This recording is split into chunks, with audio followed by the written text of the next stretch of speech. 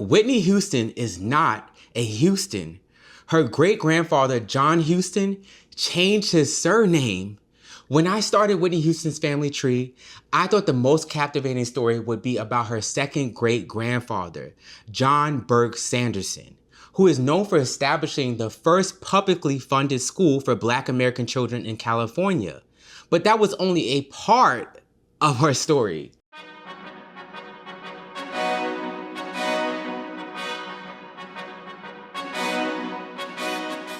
Y'all know Whitney Houston's family that you see in the press. Her husband, Bobby Brown, is an icon in his own right, which, by the way, I met him when I was a little boy. Okay, whatever, you met Bobby Brown, who cares, right? Well, that's not why I'm telling you this.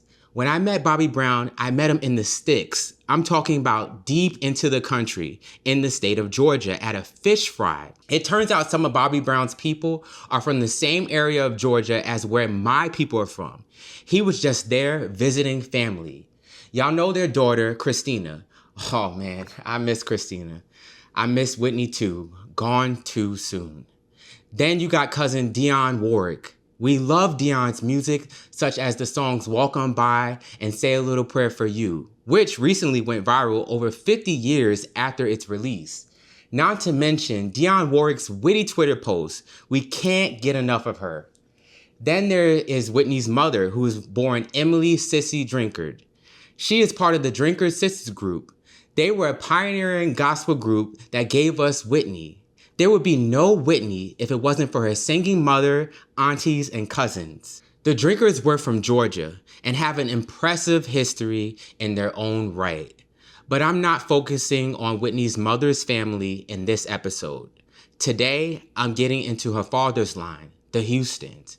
Whitney was born to John Russell Houston Jr., who is named after his father, John Russell Houston Sr. John Russell Houston Sr.'s father, John Houston, is the man who changed the family name to Houston. Like many Black Americans, I assume John probably changed his name after emancipation to distance himself from what I assumed to be his enslaver's name. But that wasn't it. What I discovered rewired how I see early Black American communities in New Jersey. Starting with the 1915 census, we see John Houston living with his wife Hannah and 5 of his children. He's living with his daughter Clara and his son-in-law Wilbur Dolman. Now, some people have erroneously noted his death to be in 1920. Looking at Hannah Houston in the New Jersey directory, she is listed as a widow as early as 1919. I did not have the time to go to Trenton, New Jersey in person to fetch his death record when creating this video, so I do not have his exact date of death, but it was between 1915 and when this directory was published in 1919. Now, there are many incorrect things about this family on the 1915 census that I'm going to expose now. On the 1910 census, John is living with 3 of his children and his wife Hannah. Notice how the birth dates for John and Hannah on the 1915 and 1910 census records state that they were born in the 1860s. Now watch this. On the 1900 census, suddenly John is born in 1850 and Hannah 1858. This is jumping around a little too much for me to trust, so I pulled up Hannah's obituary. Mrs. Hannah Marie Houston passed on January 15th, 1936, at the age of 80 years old. That means she was born in 1856. So the 1900 census was close, listing her birth as 1858. Her surviving children with John are listed here. There's Russell, Whitney Houston's grandfather, and his other siblings. But who is Lillian Finning? After searching for Miss Finning in Pennington, New Jersey, and finding no record of this person ever existing, I almost gave up. But then I came across Myrtle Houston's obituary, and surprise, there it was. Lillian was actually Mrs. Lillian Jennings, not Finning. Lillian was the key I needed to unravel more of Whitney's tree because her marriage record gave me Hannah's maiden name, Davis.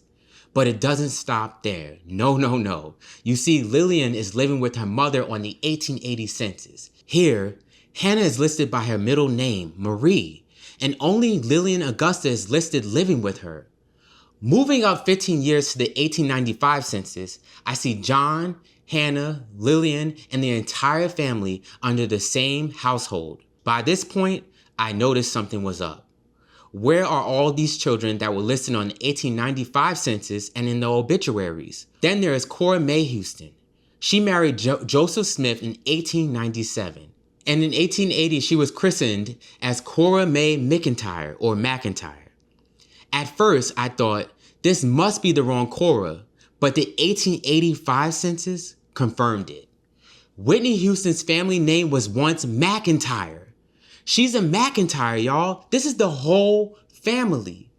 Why did her great-grandfather change his name? Unfortunately, I don't have the answer for that yet, but John is on the 1860 census as John Houston with an E, living with the McIntyres. Is Houston his middle name? My great-grandfather also switched his name from Roebuck to Phillips when he moved from Virginia to New York, so it is totally possible. These McIntyres were free for years before the Emancipation Proclamation. Henry McIntyre is listed as free as early as the 1830 census. This means Whitney Houston's father's bloodline is full of free people of color because John Russell Houston Jr.'s mother, Sarah Elizabeth Collins, was born to free parents, Abraham Augustus Collins and Sarah Elizabeth Sanderson, who were both born free in California. Sarah Elizabeth Sanderson's father was a friend to Harriet Tubman and Frederick Douglass. Not only did he establish the first black school in California, but he helped build communities in San Francisco, Stockton, Sacramento, and Oakland. It reads, Jeremiah Burke Sanderson, a free New Bedford educated black man, was originally known as an eloquent speaker for the anti-slavery movement, sometimes speaking at gatherings along with Frederick Douglass. Sanderson moved to California during the Gold Rush era and became one of the most influential spokesmen, activists, and educators in the state. His work as an educator helped expand the educational opportunities for black children throughout California. He successfully petitioned to get the first colored school open in Sacramento in 1855, at the time when the city was still creating its first public school system. He was brought to San Francisco in 1859 to teach and later become a principal of the colored school there. And finally, in 1868, his name had become so well known that he started another colored school in Stockton. Some of the most well-known black families in Southern California sent their children to be educated by Sanderson.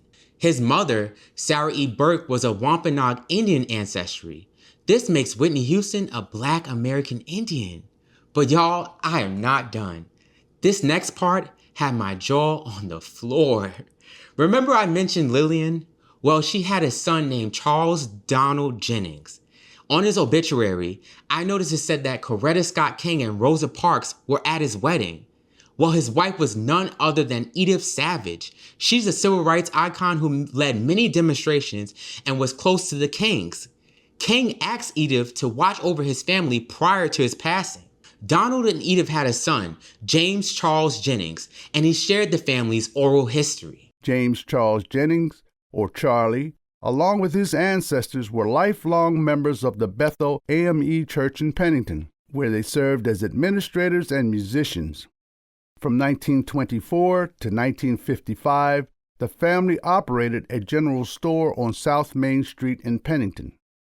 Charlie said that as far as information he had about the Jennings side of the family is that they originated from the South, but he wasn't sure whether it was North or South Carolina. His great-grandfather, Charles Jennings, was a veteran of Rhode Island's 14th Regiment who fought in the Civil War. Then Charlie proudly showed us the sword and 2 guns his great-grandfather wore with his dress uniform, items which were passed down to his father. Charlie said he was told that on Memorial Day, his great-grandfather would display his Civil War guns and other items in the front of the general store on South Main Street in Pennington. For many years, his great-grandfather had the distinct honor of being the oldest living Civil War veteran in Pennington and proudly marched in the Memorial Day parade. He said his great-grandfather passed along the story of how he was on a train going south to Louisiana with his regiment. What they didn't know was that there was a plantation owner who told his slaves a train was coming to take them further south to be sold. He armed his slave with guns and had them ready to fire on the train. As the train came into an open field, the slaves opened fire on the black soldiers sitting on the train. Charlie's great-grandfather said it was a miracle his life was spared, and he never got over the death and carnage that he witnessed on that train. Charlie said many people didn't know that the Jennings family was also related to William Allen, the man who discovered the remains of the Lindbergh baby. William, who was always called Bill, told the story of how Lindbergh wouldn't even shake his hand when he was introduced to him as the man who found his baby's remains. He said Lindbergh pretty much treated him like a dog. Charlie said that throughout the years, people have tried to say that Bill received reward money for finding the baby, but to his knowledge, he never received a dime. He said that Eleanor, Bill's deceased daughter, also maintained that her father never received a dime. Wow, William Allen was treated wrong. And to know he found your only baby. What a sad story. They sat chatting in Charlie's dining room, surrounded by lovely antique furniture once owned by his grandmother, Lillian Jennings. Charlie proudly showed us a picture of Lillian, who could have easily passed as white. In fact, there used to be stories of how she actually traveled alone as a white woman, just for the experience. Aside from Cora Houston Smith, Lil's sister, who lived down the street and who also could pass for white, Charlie said he didn't have much history on that side of the family. The only thing he knew about the Houston side, which was his grandmother's family, was that they were all free blacks from Somerset County. He heard there had been a rift in the family which left Lil ostracized from the family, so they didn't speak. So Whitney Houston's aunts, Cora Mae Houston Smith and Lillian Augusta Houston Jennings, were so fair-skinned they could pass for white. No wonder why the family is listed as white on some of these census records. The enumerator thought she was a white woman. Geneticists say Black American genes do this. We have the markers for all different skin tones, hair textures, eye colors, etc., believe it or not.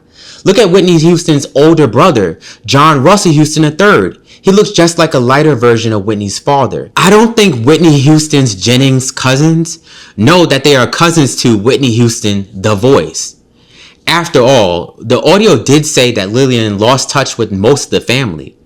There are so many things that could have happened to cause a rift in this family, especially back then.